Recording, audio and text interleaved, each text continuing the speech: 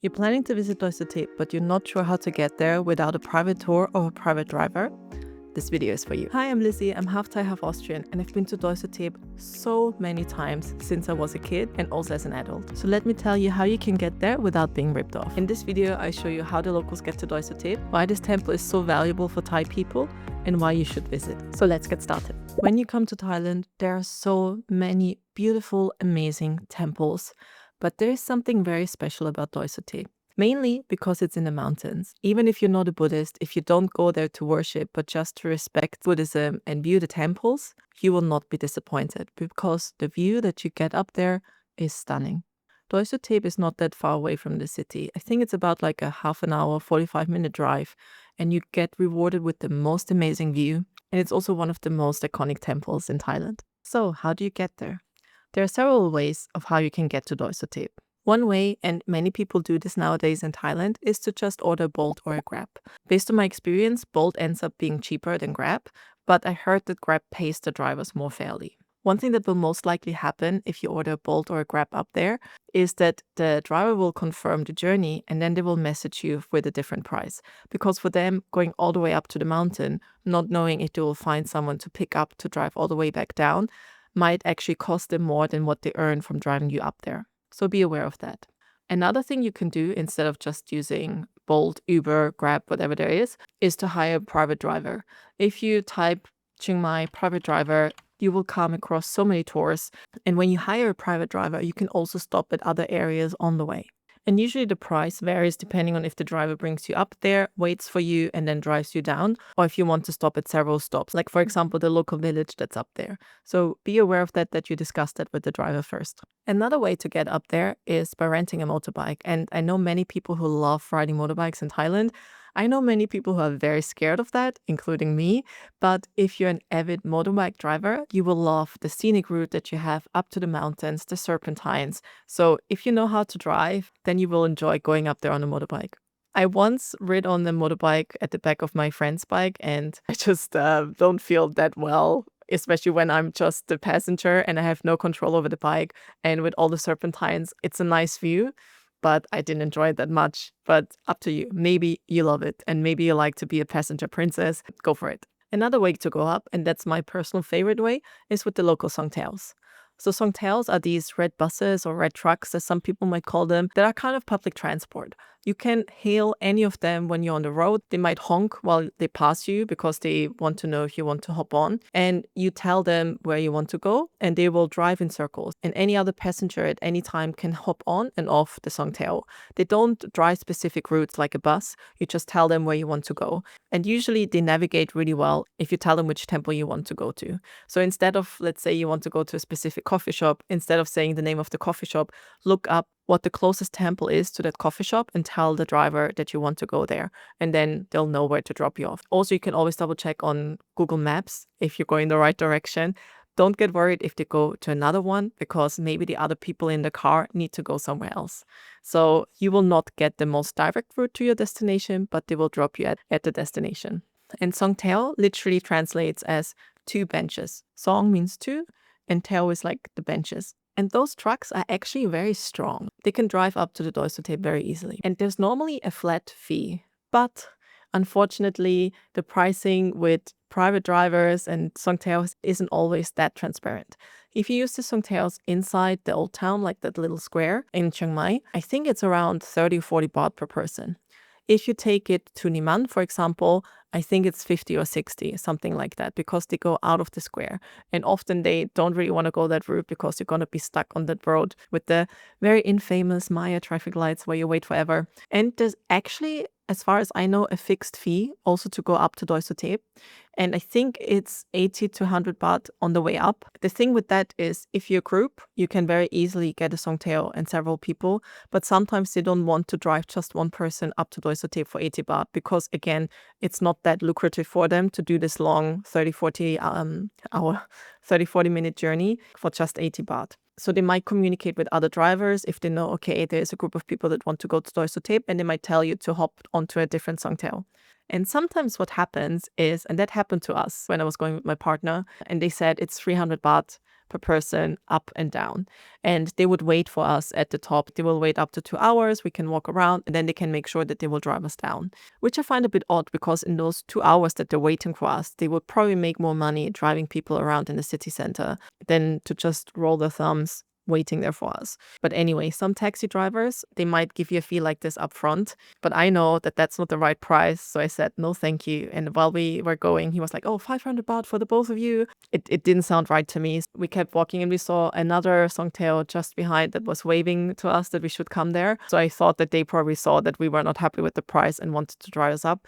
And then they said that they would drive us up for 100 baht each. And then when we were at the top, they told us, oh, actually, you might not find a way to come down. So if you pay 300 baht extra, we will wait here for you. So in the end, it would have been the same as the 500 baht that we paid for the other guy. But again, I know better. I know that there's a different way. So we said, no, thanks. You don't need to wait for us. We decided that we'll just do our own thing. And I know that there will be a way to come back down. If you're new here, hi, I'm Lisi. I'm a freelance UX designer and digital nomad. And this channel is all about how you can create a work life that works for you. So I usually talk about freelancing and entrepreneurship, like in the Freelance Blueprint podcast. I also talk about being a digital nomad and all the things that you can do while you're traveling, like in this video. So if these topics are things that you're interested in, don't forget to hit subscribe. And the thing is, when you come to Doi Suthep, you will always see a line of the Songthaews of the red trucks. Also, even if there wouldn't be another car, I'm pretty sure you can ask other tourists who might have ordered another Songthaew that is waiting for them, or maybe they have a private driver and maybe they have a few more spare seats. You can probably ask them. I don't think anyone would leave you stuck there at the temple overnight. And even if they do, it might be a nice experience to be in the temple overnight. There is also another way to get up the temple that is not by car, by bike, or by bolt.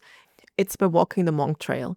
Personally, I don't remember if I've ever done it. I don't think I did. But the monk trail basically leads you up to the temple as well. So it's a bit of a hike. The section where the drivers drop you off, you can choose if you want to take up the elevator or if you want to take the stairs. If you're like my parents, they always choose to take the elevator because for them it's a little bit hard to get up. Personally, I think the wait at the queue, I remember once I went with my parents and I didn't feel like going up the elevator. I actually quite like the stairs. I like to move because most of the times I'm just sitting in front of my laptop. So if I get the opportunity to go for a walk or a little bit of a hike, I take it. And I told them that you can take the elevator, I'll take the stairs. And they were like, oh, it's going to take you forever. It's going to be so long. We're going to be done seeing everything by the time you're up. And guess what? It took me, I think, 7 minutes, if anything. I timed it because I was stubborn and I wanted to prove to my parents that I can be there faster. And I think by the time that I was up the stairs, they were not even in the elevator because the queue was so long. So yeah, if you're physically able, take the stairs. It's 309 stairs. It's not actually that crazy hard. If it does get hard, you can pause, turn around, look at the view, and then continue walking. Once you make it to the top, there is a sign that if you're a foreigner, that you have to buy a ticket. And yes, you could very easily just keep going, not pay the ticket, but I think that's not the right thing to do. Like, don't skip that, just pay. It's 30 baht, it's not even $1. So if you made it this far, you can pay the $1 to the temple to support it and pay your entrance fee. So when you're at the temple, it's not just the temple and the pagoda that you can see. There's also a separate area with a beautiful viewing spot, which I'm going to tell you a bit later. But when you come to the temple, you take off your shoes like with any Thai temple.